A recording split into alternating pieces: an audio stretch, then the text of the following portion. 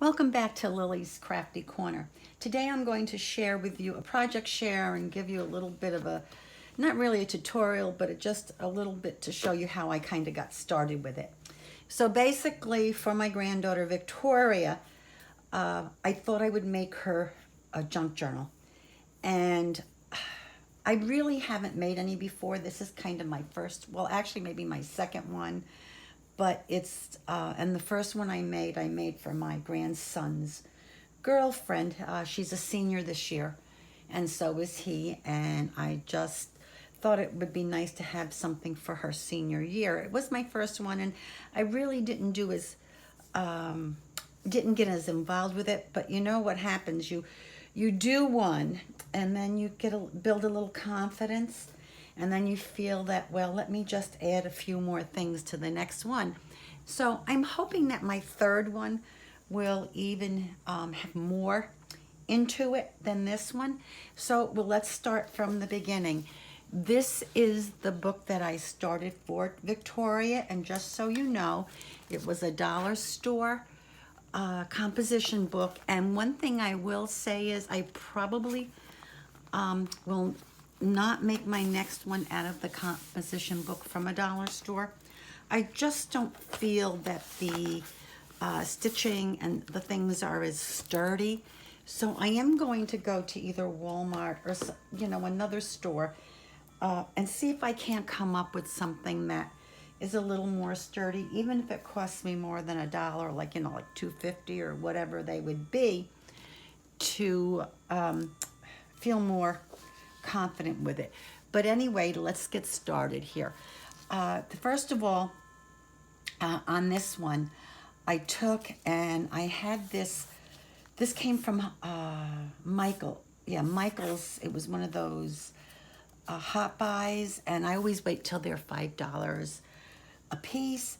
And this had the sparkly, glitter paper, but it's not the kind of glitter that comes off. And this came from another one of the hot buys. I just don't remember which one it was, but I like what it says, be kind and life will be gold. And I just thought that was nice for my granddaughter. And what I like to do is I usually bring the paper right up to the line here of where the black is.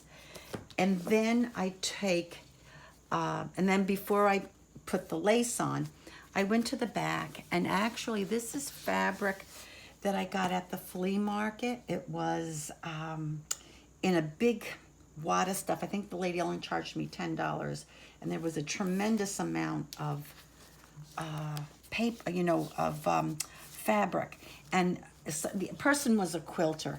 So I'm actually going to be taking a few pieces of the quilt apart on some of the then there's just squares. So I will be taking some apart, and some I will use in total. So anyway, I did get this on. I did sew the bottom part, not onto the cover, but just so that this end would just match up a little easier for me. And then I left the top edge kind of rough, which I kind of wanted that effect. Then I took, this is lace that actually I got from when I went to Woodstock. I live in Dutchess County, New York, and we went to Woodstock, the village, not where Woodstock actually was in Bethel, but in where the village is. And I think it was like $10 or so, or maybe it was 20. It was a huge bag of laces. So again, you just kind of wash these up a little bit. I put them in the washing machine on gentle cycle, and then I just use either a Woolite or something like that that's not too rough on the fabric and so forth. And then either dry it or in the dryer, or if I feel that it needs to be air dried and then pressed, I do that. So this is what that's okay. And the same thing with this, where ended up being the tie. And then on this side, I took, as you can see, and I glued it down. And I had this from his and hers, and I believe, I don't know if that's Hobby Lobby, his and hers, but regardless, I think it was. They have this lovely stuff, the ribbon with the pearls, and the thing is, it does cost like, I think it's like $10, yeah. And then if you get your 40% off, you can get it for like $6, and there's quite a bit. And I do have it in white, black, and in a ecru color, so I kind of like that. And then I took and used Tim Holtz. I believe this is the Victorian, it's one of the pinky ones. Anyway, I just did the corners, and then I put it on here, and then I also inked it along the sides. And this is kind of where, you know, they can actually take it in and out. So what I did was I had forgotten to put the ties on. So then I decided, oh good, it'll work this way. So I was able to get it through there, hot glue it on, and then just bring it back with the hot glue over here, and it looks fine. And then the other thing that I did was I made these flowers. These I've made before. I've talked about them. They're Tiffany McGill Coffee Cake and Crafting, or on YouTube, she's Crafting Like a Boss. She had made these, and it's basically just cutting out the shapes or punching them out, whatever you do, and then you kind of crinkle them up, and then you decide on the layers that you want. I've stickled and so forth, but I think it all really kind of came out cute. And these here were from a paper pack that I have that's authentique. That's a summer pack, and I thought it was fine. And this is just regular cardstock. Then on the inside, as you can see, I also covered the inside, and I brought it right up to here, and then did the, you know, in the paper packs, you get these little things. It says bliss, happy, gorgeous, chic, and pretty. And then I made a little tuck here with one of the cut aparts. And then I added from another paper pack that I've had for a long time, and it is double-sided, but I like it very much. And it just had some cute little things here that she can use as journaling cards if she likes. Then I took, and what I like to do here is where you take a few pages and you put them together. Now you have a couple of choices. What I did here, and I can just kind of show you on this, what you basically do is you just take, and with this I took these two, and I may have used, can't tell, I may have used, I guess I only used, yeah, I think I did use 3. And it just depends. And what you do is you kind of either fold it this, you can fold it backwards, whatever, to make your, and what I find is once you do that, you can take your art glitter glue or any white glue that you use, and you know, kind of in between the layers, put your, I just happen to have a glue here, put your glue in, and then get it to hold and down. Now sometimes too you might feel, well, I don't want things to maybe get caught, so then you can also kind of cut it off, and then you know, put them together, glue them together this way. Now what I did with some of them, and I don't know if you can see it on this one, I'm going to try and show you. I did stitch. Now I will tell you, when you're stitching these things, you have to decide before you sit down to stitch is, are you going to stitch the paper? And what I found too is that before you kind of get this all together, where you've done, where you've decided, all right, you're going to, so you end up using, like I said, 6, you end up using like 6 pieces of paper, because you put the 3 here to get them, you know, glue them together. And you have to be careful too, because you don't want the edges of the glue on the pages to cause you to have these other ones stuck. So what I do is when I'm doing this and putting them together before I've actually stitched and decided on my paper, I'll take wax paper or aluminum foil or freezer paper and put them so that they're in between the pages, so that the things don't get stuck together that I don't want stuck together until I want them stuck together, if that makes sense. And then I'll like put something, you know, a piece of paper here, so that while these are drying together, because again, you want the extra stability. Then what I do is I'll dry cut, cut the pieces, and then sometimes it's just easy to either measure or, you can eyeball it. Or what I like to do is just take and put the paper down the way it's going to sit, because if you turn it over to do it, you're just going to have it where it's, you're not going to get it to line up correctly. It'll be like that mirror image. So what you do is you just take, and I put the paper here, and then I put this down, and then I just kind of trim it or mark it from here to here. So the paper is in here. Here, let me just use this back paper here that I have sitting here. Oh, come on. There we go. So then you just take and you put it like this, and then you just kind of trace it there. And what I try to do is make sure that when I do this, I do it snugly, and then kind of do on the inside of the line, just on the inside, so wherever the line with the pencil would come to get this here, like as you can see here, then if you just do it on the inside of it, like maybe the width of the scissor or a little bit more, it will, so that when you turn it over, of course, then this will fit perfectly. And then I do the same thing here, and I don't always use a full sheet of paper for this part. I just try to use, again, what I'm going to need. And really, you just kind of, depending on how deep you make your angle, I mean, it can be higher or lower, and I just get the paper from there. This way you save a little bit of paper.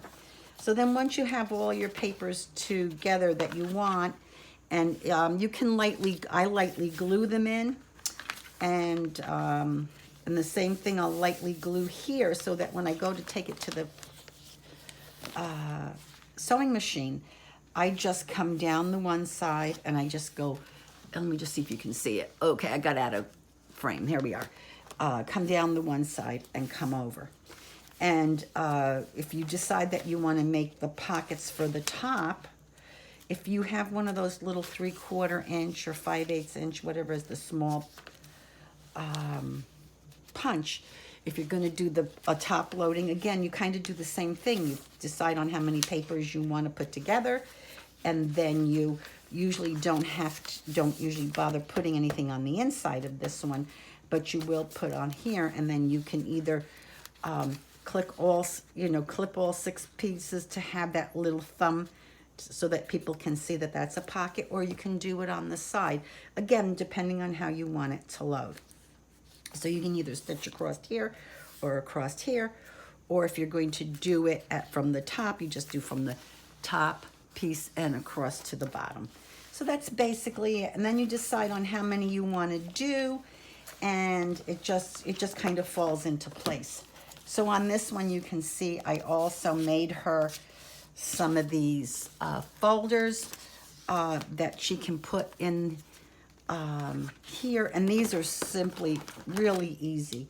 You can, depending on what you want to use them, I used a 12 by 12 piece of paper, and it's just really some simple scoring and folding up, and you make them as deep as you want. And there's plenty of tutorials out there for those. Then I added, as you can see, some more cards, and these are from various paper packs. And this is a good way to get rid of some of your extras, your papers that you don't, all these scraps you have. And the same thing, I did a lot of these little paper clips, and what they're hidden so that you don't kind of see them. And you just really fold over, just cut a piece of paper, decide, you cut it twice the width of what you want your width to be, and decide how long you want it. And then you just glue the paper clip on the inside and fold it over 1, 2, 3, and you can add whatever embellishment you like, and that's what I did there. Then on the back, I did the same thing. I wanted to make one a little bit bigger, so I did. And again, I made another piece here, and this was actually the paper that I cut from here, I used here as a tuck. And this was a napkin that I put on with the glue stick. And then this is one that I made, another one of those hidden. Again, you can do them whatever shape you want. You know, you can even use other little beads or buttons, whatever, and get with them. Then on this one, as you can see, I went and did the pocket on the top. I made the punch, as you can see here, yeah, you can see that there. And then this was an envelope that I altered. It was just the ones that you get in the dollar store. And I altered that and put that on with different papers. And this is actually from a book that I got at a thrift store. It was like, they had like 5 for $1 books, and I just went through and cut out different things. And then here's another one of those pieces here that I made. Again, those paper clips. I just think they're so cool, and you can use all different things to do them. And they're great for scraps, and you just end up, I just put on a little, hot glued a little flower there. And then on this one, I did some other cut aparts. And then this one, I just made a little bit of a booklet so that she can put maybe a photo here and then, or here, and use this for journaling, whatever. But I just thought that was cute and stuck that in there. And on this, yes, and this again was sewn. And let me just pull this up, and I just put another little piece of ephemera there from one of the packs. I'm just trying to make sure I'm somewhat in the... And then again, these were pieces from different paper packs that I had left. And here's, I made a nice big marker here. Again, she can put photos on the back. She can journal. She can use it as a bookmark in here, whatever she likes. And here we go on the back. It's the same thing. I added just various pieces of paper. I kind of collaged the different papers together that I had left over. And this is why here I ended up with all this washi tape, was because I was having this issue with the stitching of these, because they are inexpensive. But again, I can always make her one another time. And again, another one of those paper clips and some more journaling or things that she can put photos on. She can put a photo on the back and then journal on the front. So it's cool. Then on this side, I made, this was not one of the hidden ones, but it is a piece that, this came in I don't know, there were maybe 20 pieces of these little flowers with the flat backs on them. And I took and that little punch that I was talking about to use here as for, for the thumb to take things in and out. I just put that on the back, so it makes it nice and neat. And then this is an envelope that I did on my punch board, and I just used actually a very, this was paper from that Ooh La La paper pad, and this was pieces of music paper, and I just inked it up, cut them up, used the tear guides that they have from, for the rulers that are tear guides, was that We Are Memory Capers. I finally was able to get my hands on some of those. They're wonderful. Anyway, this was from 1913. So it's just really a lot of fun. And I thought it was very Art Deco. And this also, and here she has, plenty of room to put things in. And then on this page, you'll notice that it was a collage of different things. I took some of the fabric, some of the lace, I sewed it on. And you can see on this page here, I decided not to do too much with it. So I just put a piece of paper across there and some washi tape. But this way she has, I know I have, here it is. So we'll just put this back on here. And yeah, so you can see what I'm doing. And then on the, this one fell out too. Oh, I didn't put it on correctly. Here, let's get this. See, I totally missed it. There we go. So then on the pages in between, I decided to use some stencils I have. I think this one is, Diane Revley, I believe this is one of hers, and then this is one of her stamps, and I love, my granddaughter has similar sense of humor as her grandmother, so I wrote here, don't give me an attitude, I already have it. Life is a zoo, never feed the monkeys. And then I had, this is from Tim Holtz, and I had the stamp, and I just stamped this on here, and I went through, and I just did all these pages this way so that they were easy, you know, just something on them, but didn't go too crazy so that she still has plenty of room to journal. And here's another one of the things that I used the stenciling on. And then I just cut an envelope here and put some washi tape and stenciled. It says, always know in your heart that you are far bigger than anything anything that ever can happen to you. And this was one of the Diane Revleys, and I just love it. And I just did a little thing with the snippets. And then here, again, just filling in. And then here's one, you know, you go through and then you decide on another page to do these things. And this one I just did the tuck. And I just thought it was a lot of fun. It was a collage, a lot of this with the Ooh La La paper, or the Paris one. And then again on the back, we did some things here, and I just folded a piece of paper, and I attached it. I did a lot of attaching with Tim Holtz Tiny Attacher. It's just that the staples are smaller, and it just works so nice. And then you can kind of glue over it, and that's what I did.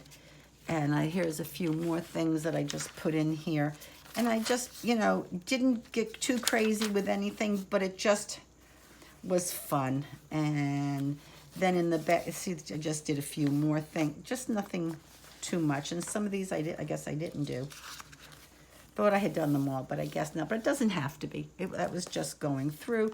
And then I made another couple of tags here for her that she can either use as tags. She can put photos on the back, use them.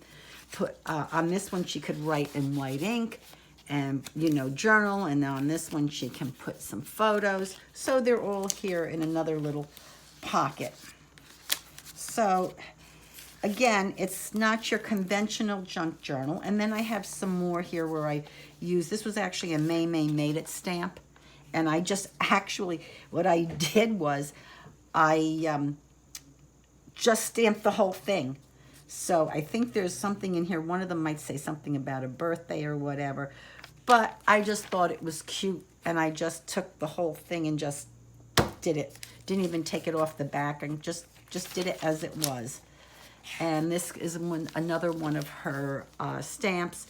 And it's says happy, you're my happy place, and it's a little park bench. And I just thought that was kind of cute. And then again, I didn't do all the pages, but I did a lot of them. And here she has, May has one of her stamps that says shake, pull, push. In other words, when you're making something and you want to give directions to somebody, if they don't know enough to to shake it or to pull it, it helps them out. Also, when you make albums sometimes, there's one of them that I actually bought it for. It says place photo here, because a lot of times people don't get it. You know, they say, oh, well, it's small. Well, you cut it down or you use the sprocket, which I love, because most of us take our pictures right off our phone, and the sprocket you can print. It's a little handheld printer that you can print. And there's no ink involved. It is a little pricey for the paper and stuff, but again, there's no ink involved. So this is my first real shot at making a junk journal. Again, I didn't make all the pages and bind it myself, but you know, I think when you're first starting, I'm always intimidated, and I just felt that I need to do several of these so that I'm not intimidated, so that when it comes time to where I want to take and bind it myself and do all of that, then I'll feel more confident in doing it. So I hope that this helps you. I hope that you enjoy it. Please, if you haven't subscribed, do so, and please give me a thumbs up, and any positive comments or constructive criticism that could help me with the next one, I would appreciate it. Anyway, have a great day. Thank you.